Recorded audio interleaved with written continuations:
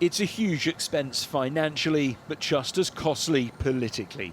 Housing tens of thousands of asylum seekers in hundreds of hotels like this remains controversial. The Home Secretary pushed on the issue just this week. You have a break clause coming up in these contracts next year. Please tell me you're at least considering breaking those contracts, or at least substantially revising them. I am concerned about the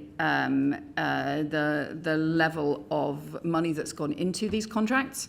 Also, look, the scale of the backlog that we inherited.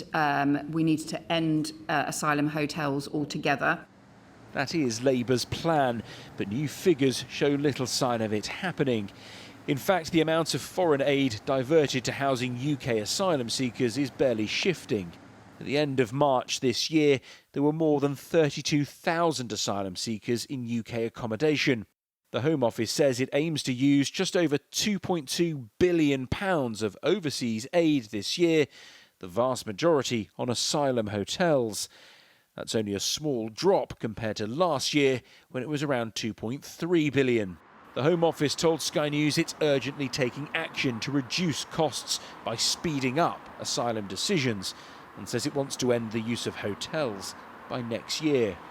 The government is fighting fire from two sides here. Firstly, public anger from some quarters that hundreds of millions of pounds is being spent on hotels like the one behind me to house asylum seekers. Secondly, the fact that it's taking vital money away from humanitarian aid, much needed overseas.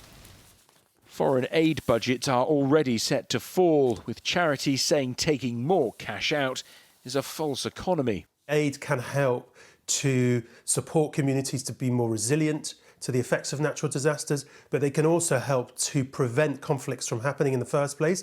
And when they do happen, help to bring parties together to try and resolve them and rebuild countries after conflict. So really, if we've got less resource to help tackle the root of these challenges, they're going to continue to be a problem for us.